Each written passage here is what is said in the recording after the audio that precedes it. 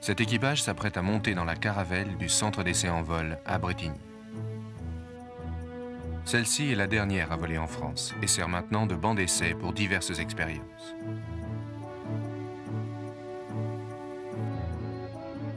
Lorsque la caravelle vole pour la première fois en 1955, elle est le fruit d'un véritable pari.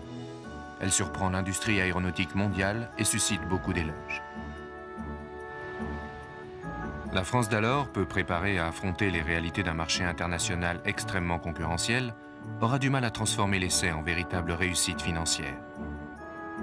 Mais l'expérience retirée de l'aventure débouchera sur l'extraordinaire épopée technologique du Concorde et plus tard sur l'incontestable réussite industrielle et commerciale d'Airbus.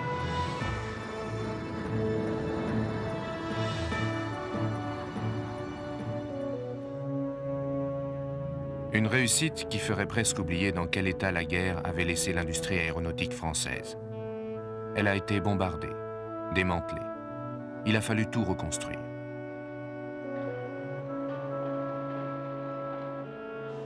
Certes, les optimistes escomptent une véritable explosion des transports aériens à la faveur de la reprise des échanges. Mais la France est en très mauvaise posture à la fin des années 40, et se lancer dans la course représente un effort qui paraît hors d'atteinte. D'autant plus que les Britanniques n'ont eu besoin, eux, que de reconvertir leur industrie de guerre et que les Américains sont au fait de leur puissance. Pourtant, l'aéronautique française relève le gant. Pour relancer la production, on ressort des projets d'avant-guerre et les gouvernements de l'époque soutiennent les industriels en passant des commandes. Mais les recherches inlassables menées durant la guerre par les Allemands, les Britanniques et les Américains ont fait faire à la technologie un bond considérable. Et avec seulement leurs acquis d'avant-guerre, les Français font plutôt figure de laisser pour compte du monde de l'aviation. Le défi n'en est que plus énorme.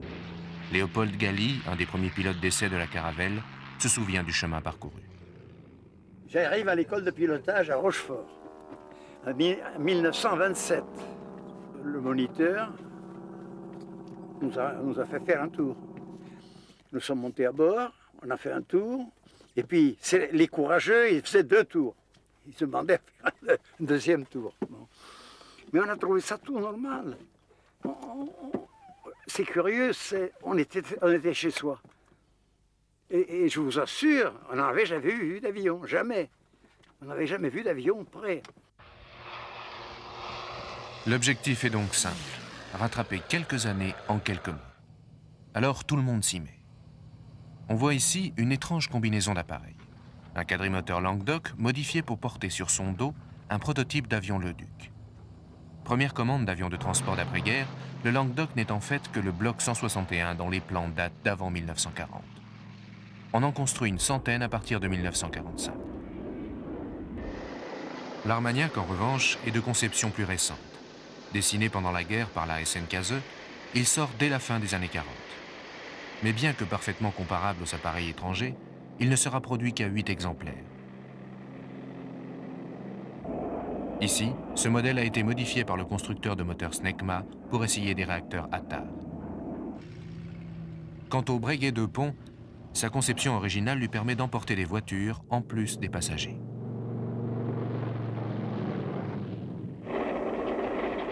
Le seul problème de ces machines, ce sont les moteurs à piston, rares et peu fiables à l'époque. Les Américains protègent jalousement leur monopole dans ce domaine stratégique s'il en est.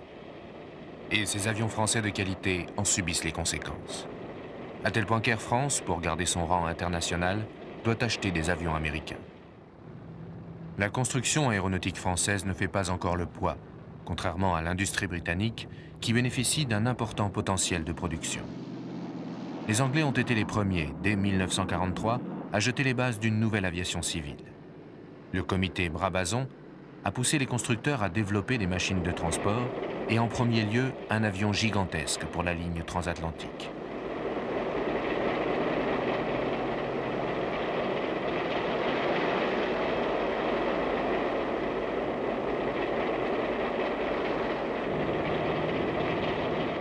Le Bristol Brabazon est doté de 8 moteurs noyés dans la voilure. Son fuselage est pressurisé pour profiter du vol à haute altitude.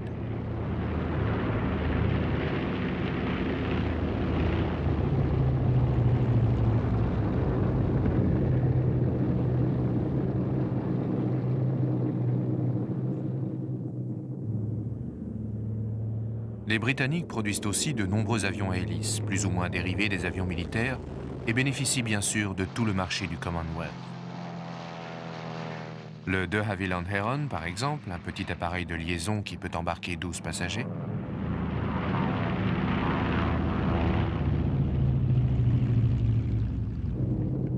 Ou encore le Handley Page Herald, avion moyen courrier vendu dans de nombreux pays au début des années 50.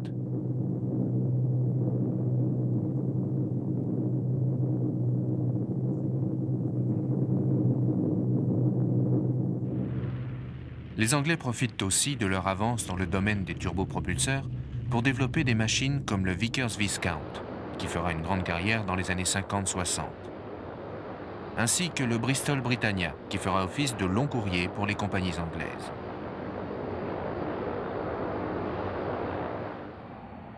Et enfin, le comité Brabazon encourage le lancement d'un avion révolutionnaire. Le premier appareil de transport commercial à réaction, le de Havilland Comet, qui vole dès 1949. Premier jet civil, il comporte 4 réacteurs noyés dans les emplantures d'ailes. Mais le boom escompté n'a pas lieu. L'explosion du transport de voyageurs prévue pour les années 50 se fait désespérément attendre. L'Europe est encore trop pauvre. Et puis la guerre a inondé le monde d'un surplus d'avions militaires de transport. Des milliers de machines utilisées autrefois pour déplacer des troupes et du matériel sont disponibles à bas prix. Le DC-3, la bête de somme des forces américaines, convient parfaitement aux distances courtes.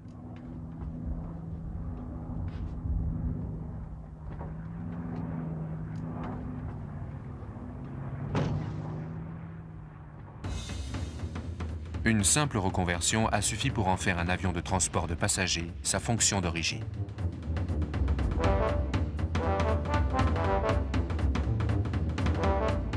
Le DC-4, suivi par le DC-6 et le DC-7, remporte très vite un succès important auprès des compagnies aériennes du monde entier. Pour l'instant, les constructeurs américains n'ont pas l'intention de développer de nouvelles technologies. Ils veulent d'abord rentabiliser leurs acquis, d'autant plus que l'industrie américaine peut également s'appuyer sur le savoir-faire développé pour la fabrication des bombardiers stratégiques. Le passage au long courrier pressurisé ne pose guère de problème. En utilisant des éléments de son bombardier B-29, Boeing s'offre ainsi le quadrimoteur pressurisé Stratocruiser, capable de traverser l'Atlantique.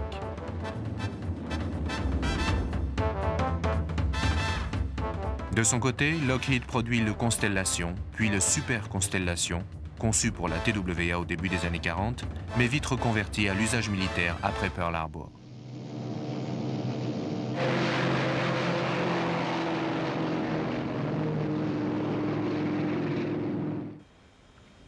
En France, les services du ministère de l'Air commencent à se dire que pour faire survivre la branche aéronautique, il faudra sans doute impérativement sauter une étape. Mais parallèlement, ils poussent au développement de turboréacteurs. On voit ici un prototype SO-30 Bretagne, reconverti en avion à réaction, le premier appareil civil à réaction français, qui va servir à la mise au point des moteurs au début des années 50. Les avions à hélice règnent encore en maître, mais leur déclin est déjà irrémédiablement scellé. Et les constructeurs américains sont aux avant-postes pour la génération suivante, celle des avions à réaction. Boeing, fort du développement des bombardiers stratégiques comme le B-47, prépare déjà ce qui sera le premier jet long courrier, le Boeing 707. L'appareil vole dès 1954.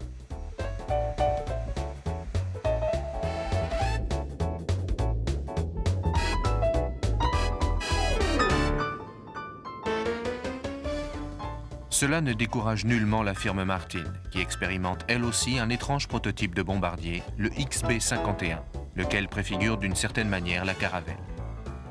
Ces moteurs sont montés dans des nacelles externes sur le fuselage. Le troisième moteur est dans la queue, avec une entrée d'air à la base de la dérive. Des caractéristiques qu'on retrouvera sur le projet Caravelle, avec toutefois une configuration différente.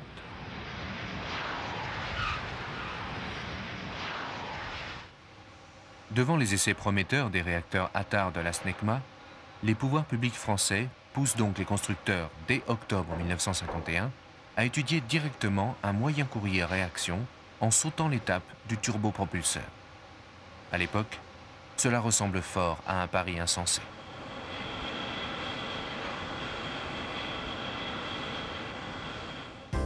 Les constructeurs, enthousiastes, ont déjà chacun plusieurs projets dans leur carton et débordent d'imagination. Les ingénieurs français ne sont pas en retard. Toutes sortes de formes sont suggérées, de l'aile volante Delta aux machines équipées de faisceaux de réacteurs de faible puissance.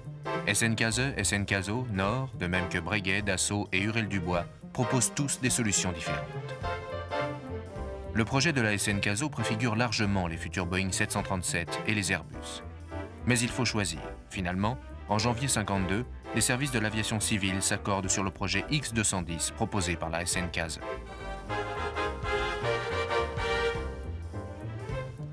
Ce projet est extrêmement osé pour l'époque. Il témoigne d'une farouche volonté de la part des pouvoirs publics de rehausser le prestige national et en même temps de la prescience des ingénieurs français. Mais les constructeurs auront-ils la capacité de le mener à bien? La machine comporte une voilure en flèche légère, une première pour un avion de ce type en Europe. Les moteurs sont montés dans des nacelles à l'arrière. Sur le projet d'origine, il s'agissait de 3 moteurs Attar. Une solution révolutionnaire, permettant une aile plus pure, d'une meilleure efficacité et réduisant les risques d'ingestion de pierres pour les moteurs. Moins de danger en cas d'incendie et surtout, pour les passagers, un niveau sonore beaucoup plus confortable. La construction de la Caravelle démarre à Toulouse dans ces bâtiments. Les techniques de fabrication, bien que modernes pour l'époque, exigent encore une main-d'œuvre nombreuse. Alors nous sommes ici dans le hangar 36, on appelait ça le hangar 36A. En fait, c'est le hangar de Boitine. C'est là, à l'origine, où se fabriquaient les différents éléments de Caravelle. C'était là où s'effectuait l'assemblage des parties, des modules du fuselage. Et donc, on utilisait le rivetage avec des marteaux pneumatiques. Et cet endroit était bruyant comme ce n'est pas possible. Maintenant, évidemment, les méthodes de fabrication ont changé. Et c'est évidemment tout à fait différent. Mais à l'époque, vous aviez ici les différentes parties du fuselage de Caravelle qui prenaient peu à peu forme. Et vous aviez aussi, en dernière étape, l'assemblage de la voilure. Mais cet endroit-là était extrêmement bruyant. Et en fait, c'est un endroit un peu mystique du fait que, depuis l'origine, Caravelle a été conçu en fait dans ce premier hangar. À cette époque, les Français sont loin d'être des nouveaux venus dans l'industrie aéronautique. Faisant feu de tout bois, ils décident, pour gagner du temps, d'utiliser des technologies déjà disponibles en Angleterre et signent un accord avec le constructeur du Comet de Havilland pour utiliser toute la partie avant de la machine anglaise. Le cône avant de la Caravelle sera ainsi identique à celui du Comet. Puis, au lieu d'attendre la disponibilité des moteurs Attar de la Snecma, ils décident d'utiliser d'emblée le moteur Rolls-Royce Avon, plus puissant et surtout disponible, ce qui leur permet de réduire à 2 au lieu de 3 les réacteurs de la Caravelle. Ils abandonnent ainsi une configuration qui fera plus tard le bonheur du Boeing 727. La Caravelle est un avion totalement nouveau qui oblige la SNKZ à Toulouse, devenue aujourd'hui aérospatiale, à développer de nouvelles technologies et de nouvelles méthodes de production. La fabrication de l'avion est répartie entre plusieurs constructeurs et l'assemblage final a lieu à Toulouse.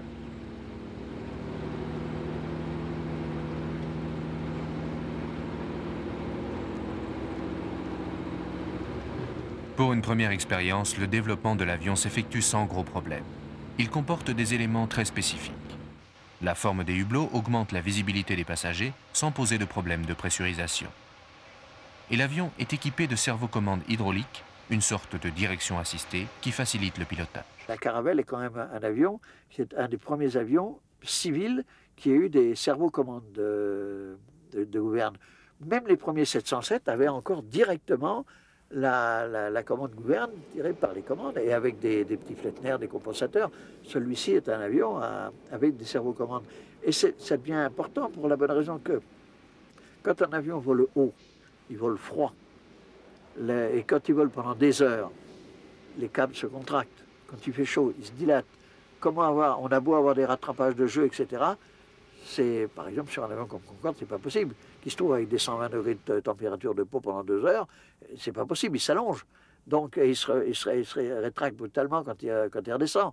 Donc, on était obligé de... Alors là, on avait même fait le pas inverse, c'est que c'était des fils électriques qui commandaient, alors que là, ce sont quand même encore ce sont quand même encore des câbles d'acier qui vont commander, mais des servocommandes.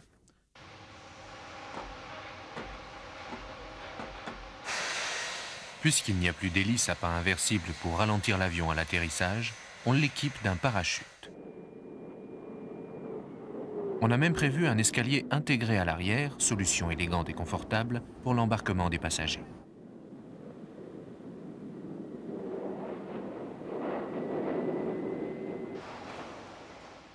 La fabrication est de haute qualité, mais reste fortement empreinte des méthodes artisanales caractéristiques des premiers temps de l'aviation.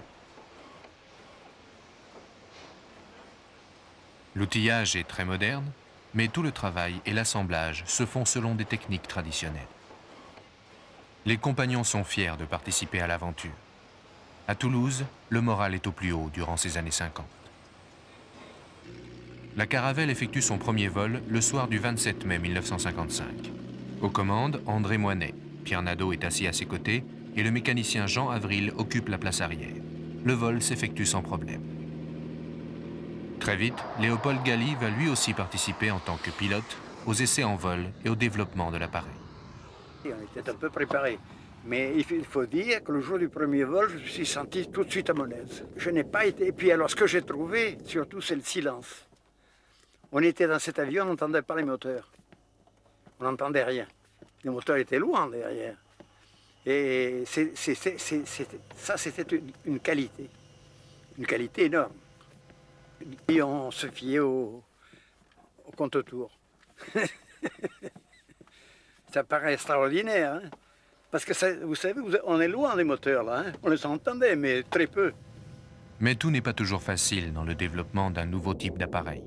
Parfois, il y a des erreurs humaines, comme le jour où Léopold Galli a par inadvertance coupé le mauvais moteur. Cette anecdote, j'en ai eu une fois, le moteur, on faisait l'atterrissage avec un moteur. Et on remettait les gaz, ensuite on repartait pour faire. Et le jour où on a coupé le moteur qui restait, j'ai eu l'émotion. Et je l'ai vu de suite. J'ai pu remettre les gaz, et il est reparti. Ça, c'était la catastrophe, on cassait tout. Hein. C'était fini. On l'avait coupé, mais il était sur le lancer encore, il tournait. On a remis l'autre moteur et on est rentré. Parfois aussi, il faut inventer de nouvelles procédures de vol, adaptées à la complexité croissante des machines. Tout est nouveau et les démonstrations doivent s'effectuer en réel. Les simulateurs de vol ne sont pas encore au point. Des démonstrations où parfois l'estomac se serre, même si Hubert Guyonnet s'en défend. Sans angoisse, non, pourquoi non? On a l'habitude de temps en temps, effectivement, surtout quand on faisait, parce que pour faire la démonstration, parce que c'est bien joli, si on prend un système complexe comme un triplex ou un quadruplex, automatiquement il prend la place de l'autre. C'est instantané. Dans un avion avec un système simple, single comme celui-ci, il faut que le pilote reprenne en main. Donc il faut le démontrer. C'est-à-dire que quand on se trouvait à 50 pieds du sol, on envoyait un signal erroné à plein pot sur l'avion se mettant en cabriole. Il fallait que le pilote il ait le temps de le reprendre en main. Il fallait démontrer ça. Ça, c'était un petit peu... C'était le métier des navigants, ils sont payés pour ça, comment dire.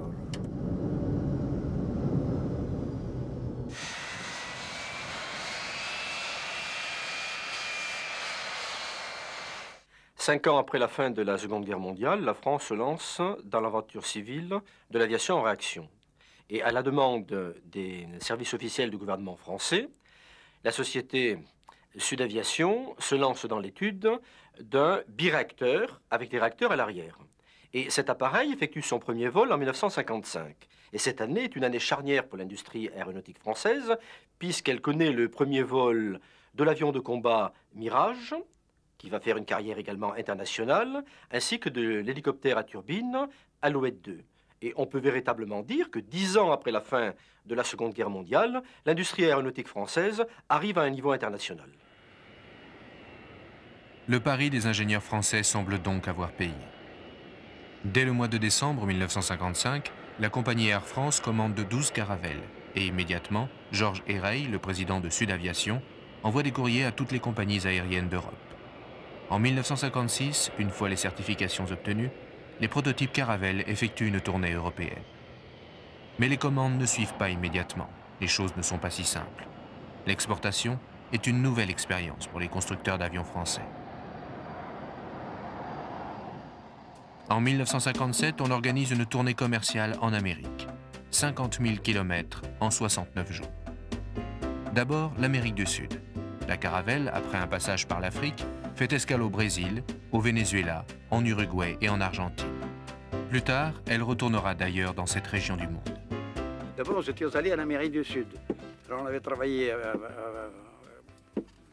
en Amérique, à côté de... à Buenos Aires, quoi. Et on allait vers la Terre de Feu et tout le truc. C'est là que... Là, je serrais un peu les fesses. Pas pour l'avion, mais quand on est arrivé sur des terrains, 100 km de vent. Et à 100 km, on ne se posait pas. On faisait demi-tour, on rentrait.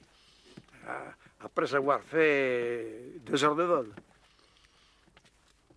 Parce que ça, l'avion, il ne répéter pas tout quand même. Hein. Il faut voir que 100 km à l'heure, ça commence à compter. Ensuite, l'Amérique du Nord. La tournée fait escale dans chaque aéroport accueillant une compagnie aérienne d'importance. On approche des années 60. C'est l'époque où l'American Way of Life s'impose comme modèle au monde entier. Les transports aériens sont en plein essor. Pourtant, à la fin des années 50, les constructeurs américains comptent encore beaucoup sur les avions à hélice. Pour preuve, le Lockheed Electra qui sort 2 ans après la Caravelle en 1957. On croit toujours que pour les distances courtes ou moyennes, le turbopropulseur est une solution préférable au jet.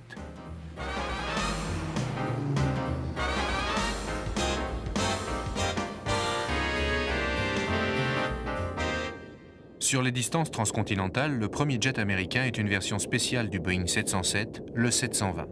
En fait, aucun avion d'alors n'est comparable à la Caravelle.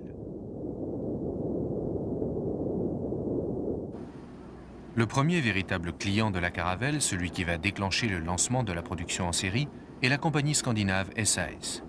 Elle commande 6 appareils. Ce seront les premières Caravelles à desservir des lignes régulières en avril 1959 avant Air France. En effet, la première Caravelle d'Air France n'entre en service qu'en mai sur Paris-Istanbul.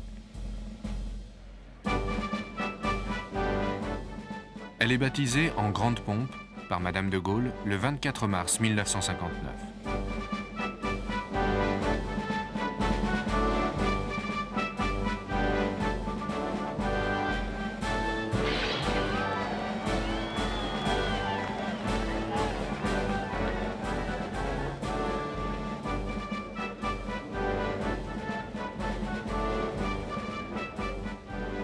La Caravelle devient un symbole largement exploité de réussite à la française et le rythme de production atteint sa vitesse de croisière. Je suis arrivé sur Caravelle en 1959, c'était vraiment le démarrage de la série de ces avions. Et en fait, déjà pour la production, c'était quand même un phénomène important. Les constructions antérieures étaient plutôt de l'artisanat et on passait avec Caravelle au mode de production relativement intensif de l'avion. Donc Toulouse était extrêmement transformée par cet événement. Les gens travaillaient énormément, travaillaient 7 jours sur 7, 24 heures, il y avait des équipes un peu partout. Et c'était donc ce phénomène à laquelle j'ai assisté en arrivant. Air France peut afficher un coût d'exploitation de 20% inférieur à celui d'un DC-7C, sans compter les gains en vitesse par rapport à des concurrents comme le Viscount.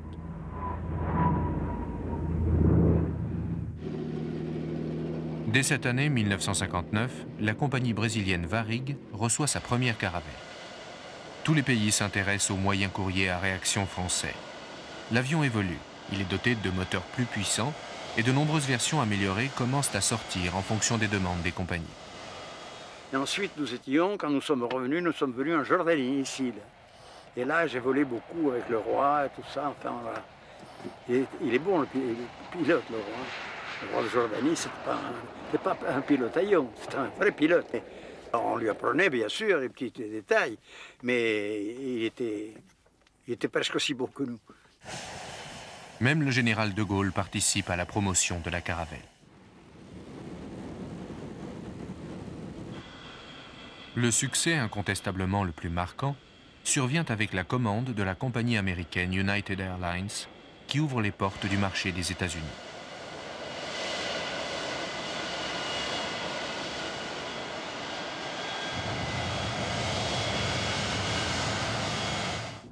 Mais il n'est pas toujours facile d'honorer une commande lorsqu'on n'est pas préparé aux exigences du marché américain.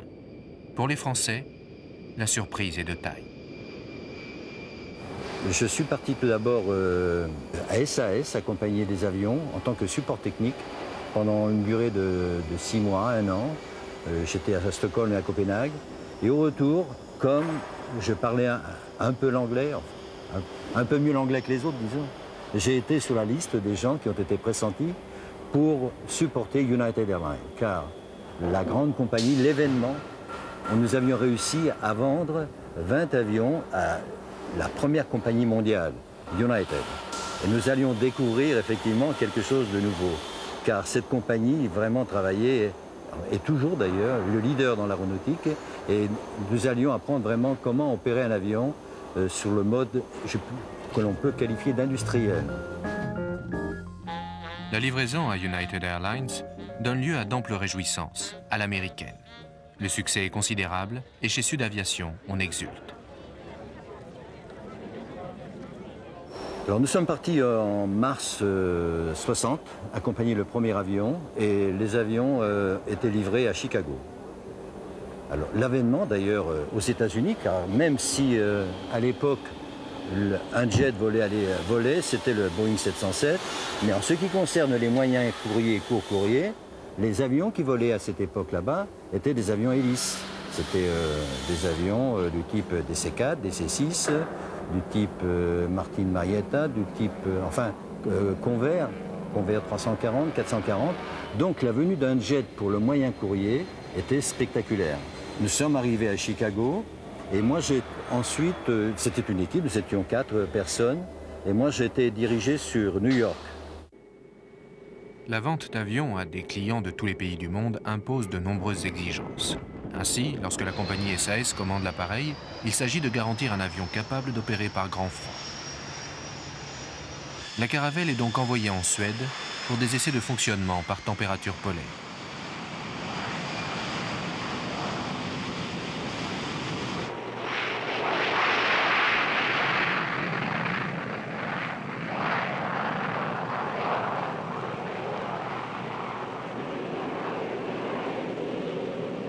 Donc, le plan production était quelque chose d'assez particulier. Mais pour accompagner ce plan production, il fallait supporter ces avions. Supporter ces avions, c'est-à-dire les maintenir et rapporter tout ce qui pouvait se passer durant toute leur vie. Jusqu'à maintenant, nous avions plus ou moins travaillé avec la compagnie nationale. Là, on passait au stade international. Et précisément.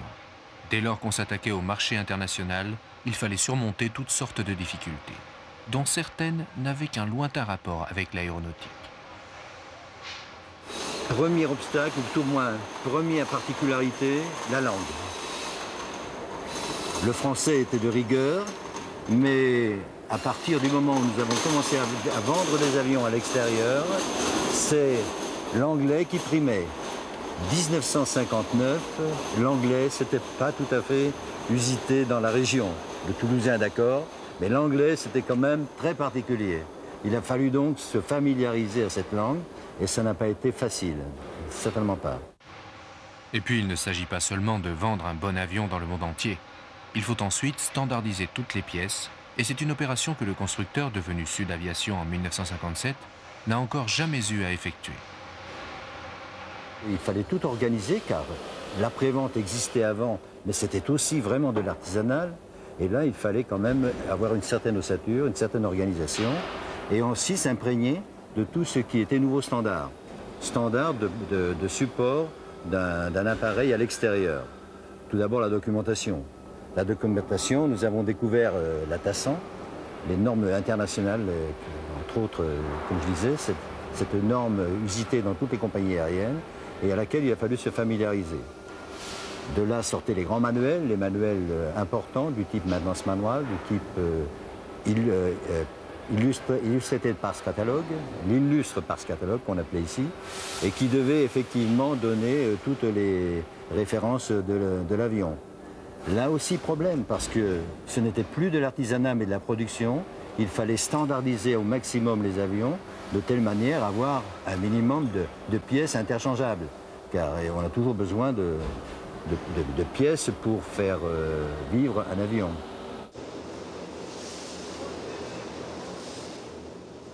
Autre surprise pour les Français, le système métrique n'est pas en vigueur dans toutes les parties du monde, en particulier aux États-Unis. L'arrivée de l'avion était spectaculaire, même pour les Américains qui, eux, avaient quand même le privilège d'être les premiers sur le plan aéronautique. La venue d'un jet européen les surprenait plutôt. En tant qu'avion, en tant que fini, en tant que standard aussi, standard métrique. Les Américains travaillaient sur le système pouce.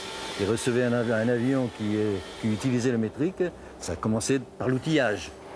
Alors là, donc, c'était quand même quelque chose de nouveau pour eux. La surprise est effectivement des deux côtés.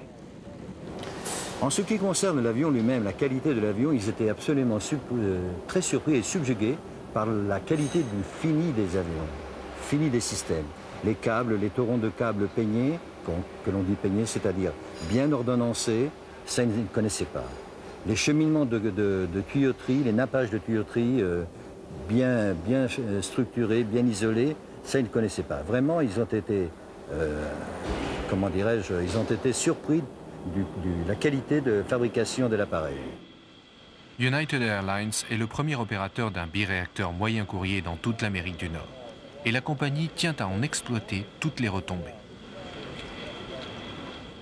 Sur le plan opérationnel, c'était aussi une certaine révolution. United, fier de son achat, avait mis cet avion pour des vols de prestige. Donc le premier vol qui a été décidé, c'était une liaison directe de Chicago à New York. C'était l'executive flight.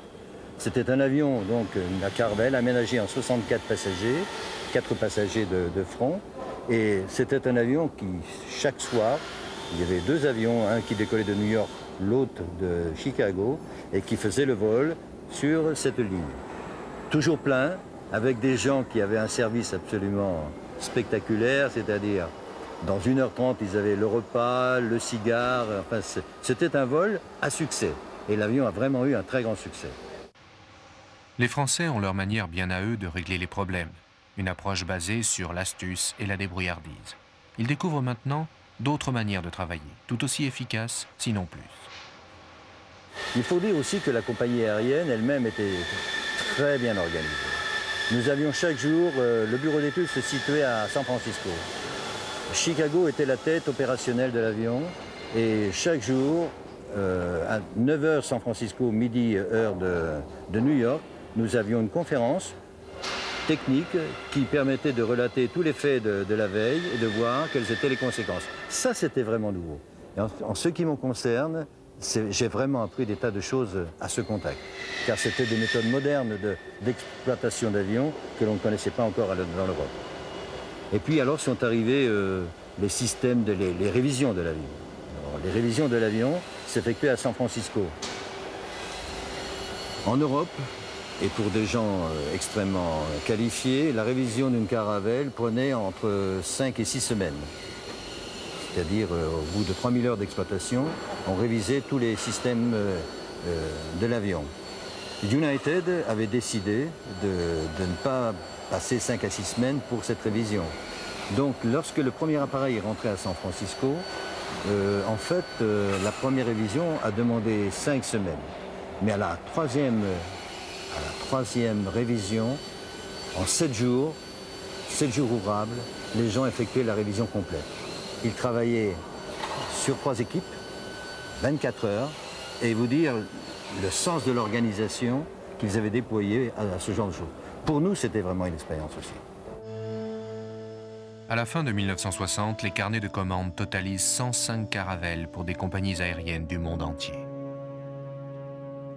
Sud Aviation, devenue aujourd'hui Aérospatiale, développe sans cesse de nouvelles versions améliorées pour couvrir au plus près les besoins du marché. Mais les quantités de fabrication sont limitées. l'industrie française n'est pas encore pleinement adaptée aux exigences du marché de l'aviation civile. Pour mieux vendre la Caravelle, on tente de conclure des accords avec les puissants constructeurs américains. Mais cela va vite s'avérer une fausse bonne idée.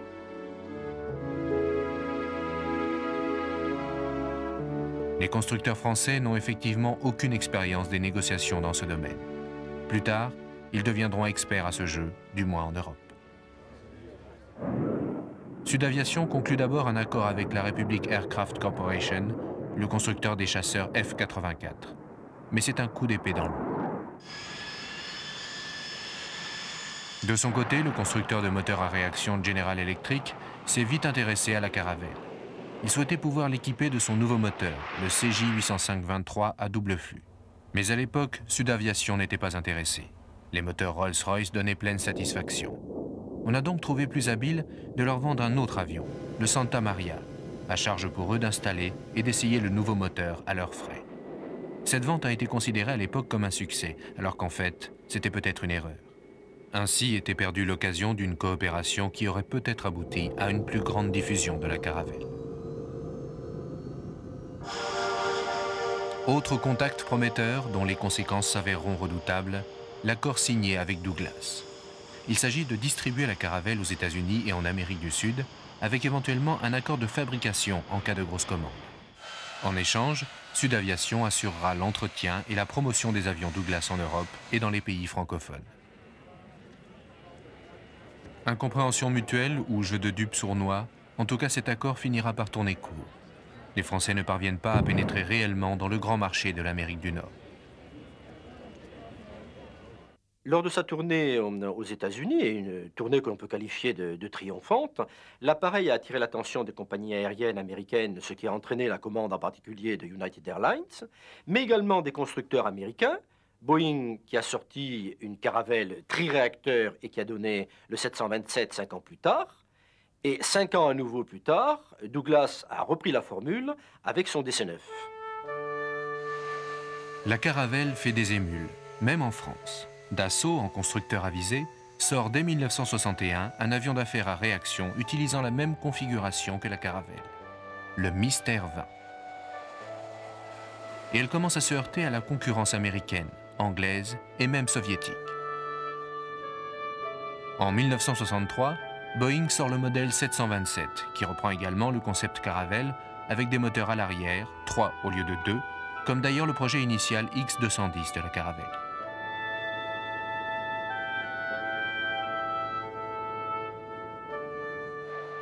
Même les soviétiques sortent un concurrent, le Tupolev 104.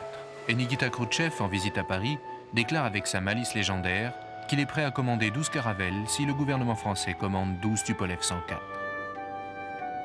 Et ce qui devait arriver arrive. Douglas, qui pour son modèle DC-9 travaillait sur un quadri-réacteur un peu similaire au Boeing 720, sort en 1965 un modèle très inspiré de la Caravelle. Donald Douglas n'avait-il pas affirmé dès 1960, en pleine euphorie de coopération américano-française, le DC-9, c'est la Caravelle.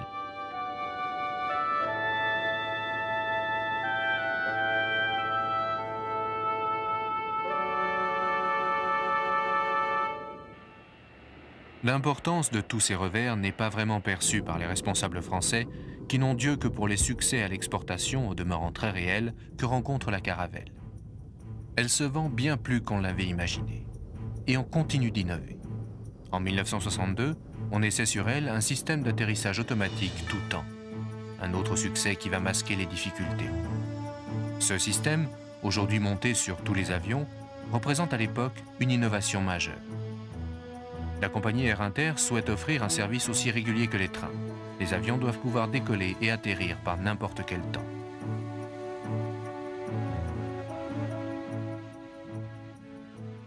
La devise d'Air Inter, c'était que ces avions arrivaient à l'heure comme les chemins de fer. C'était la raison pour laquelle déjà sur les Caravelle 3, ils avaient exigé l'atterrissage automatique. Et je pense que tu te rappelles, Jojo, qu'on avait quelques problèmes, même avec les pilotes d'Air France, qui eux n'étaient pas chauds pour ce système, puisqu'ils pensaient que ça leur piquait leur boulot, et que c'était alors que c'était pas vrai du tout. Il n'y a plus un avion maintenant qui soit vendu sans être certifié atterrissage tout temps. Avec l'atterrissage tout temps, on le faisait d'abord par beau temps, forcément. Et quand on a vu que tout ça tournait bien, qu'on était bien, on a fait l'atterrissage avec du temps bouché, quoi. Et ça se passait très bien. Et on se posait sans le voir. Et enfin, le sol, on le voyait, mais... Et ensuite, on l'a fait par des temps dégueulasses.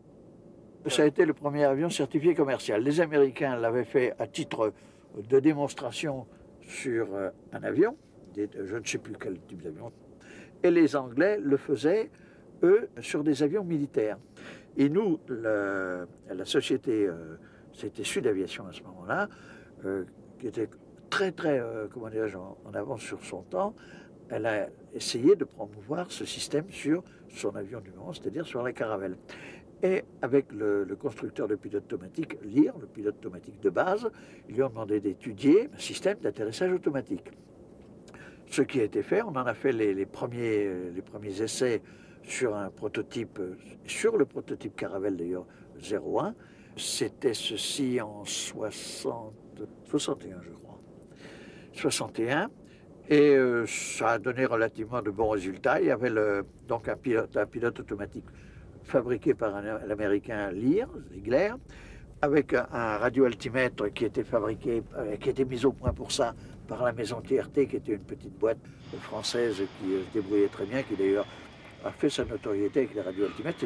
Il a fallu faire des milliers d'atterrissages pour en arriver là, en utilisant les systèmes de corrélation, etc. On a tous les systèmes mathématiques ont d'ailleurs été mis modernes, ont été mis en jeu là-dessus.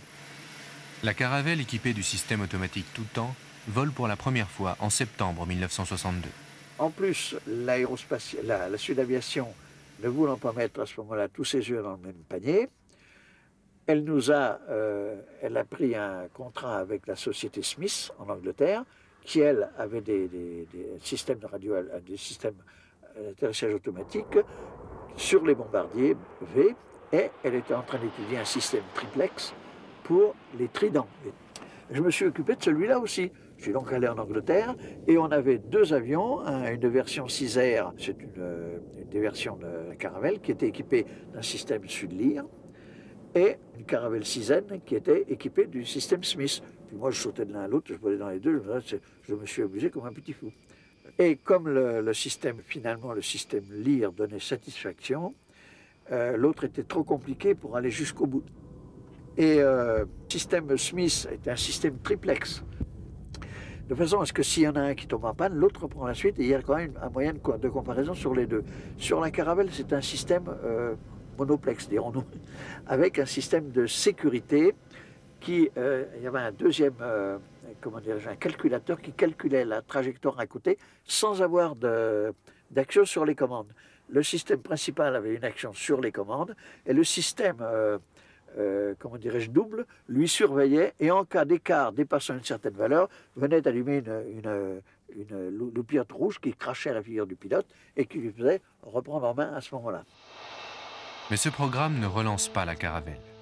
Malgré les versions grandement améliorées, la dernière par exemple, la Caravelle 12, les ventes s'essoufflent.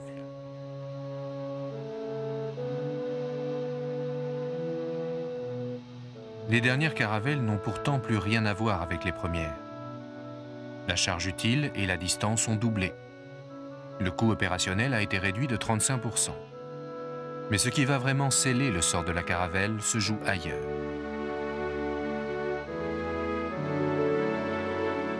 La situation politique en Europe est complexe.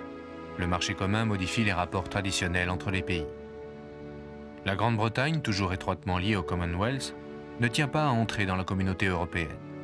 Il faut donc nouer d'autres types de liens entre la France et l'Angleterre. Dès 1962, les deux pays entament des pourparlers sur le développement en commun d'un avion de transport supersonique. Et la Caravelle en subit le contre-coup. Les pouvoirs publics français ne sont pas en mesure de financer deux gros programmes aéronautiques simultanément. Tout va être sacrifié au développement du futur Concorde.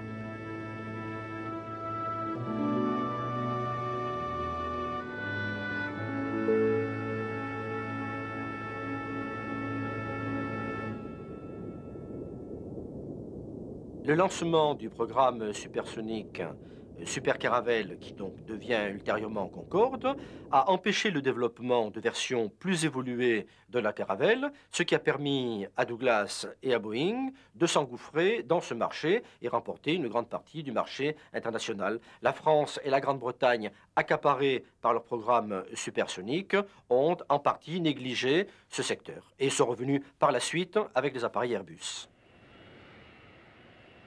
Les constructeurs français ne sont pas inquiets. Ils comptent bien rejouer le coup brillant de la Caravelle en sautant une fois de plus une étape. À l'époque, l'idée peut paraître séduisante, d'autant plus que la Caravelle n'a pas démérité. Mais c'est précisément ce qui va signer l'arrêt de mort de l'appareil. Sans aucun moyen financier pour développer de nouvelles versions plus appropriées pour le marché, comme le font Boeing et Douglas, la Caravelle est rapidement distancée dès le début des années 70. Les concurrents s'adaptent chaque jour davantage aux besoins des opérateurs.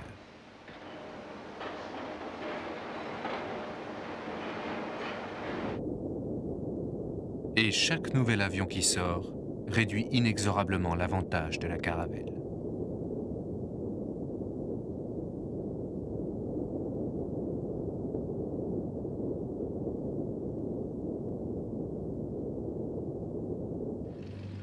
La Caravelle 12, la dernière à être produite, effectue son premier vol en mars 1971.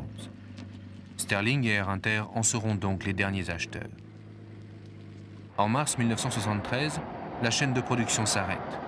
L'appareil est arrivé trop tard et certaines modifications, comme une soute à bagages plus appropriée ou une voilure plus moderne, n'ont pu être exécutées. En tout, 289 Caravelles furent construites dans les usines de Toulouse. Une réussite incontestable pour une industrie aéronautique française ressuscitée. Et si l'avion ne fut pas à proprement parler un succès financier, c'est avant tout par manque de moyens financiers justement. Car Boeing vendra 1800 727 et Douglas près de 1000 DC-9 et récupéreront ainsi beaucoup plus que leur mise de départ.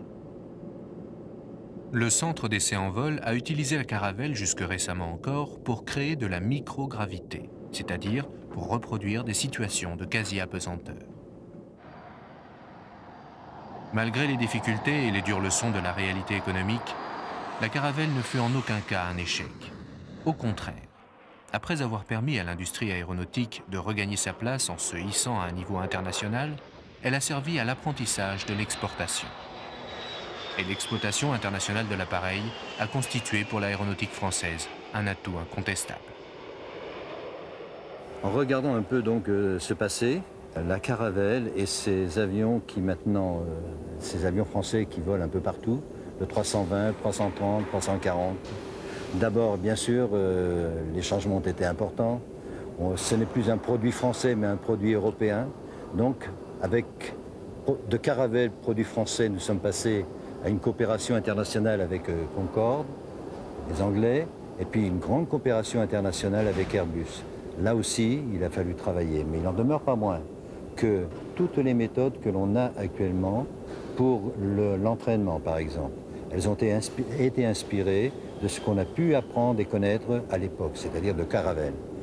Et pour le support après-vente, bien sûr, c'est toujours les mêmes standards qui ont été améliorés, mais qui ont été définis et travaillés à l'époque de Caravelle. Et tout ceci, c'est grâce, si nous en sommes actuellement, si nous avons un produit de qualité, de très grande qualité, c'est bien grâce à Caravelle.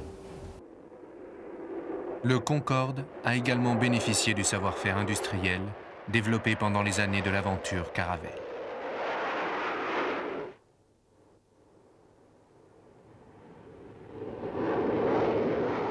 Quant au programme européen Airbus, il n'aurait sans doute pas été possible, sans l'expérience acquise par l'aérospatiale, d'organiser l'assemblage final des appareils à Toulouse.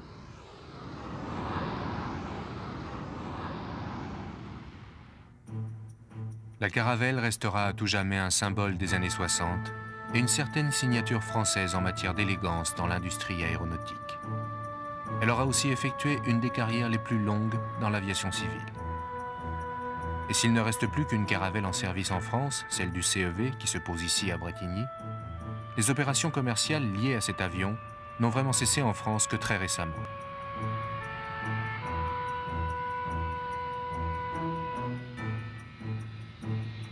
Et 40 ans après le vol du premier prototype, une vingtaine d'exemplaires continuent à assurer leurs bons et loyaux services aux quatre coins de la planète.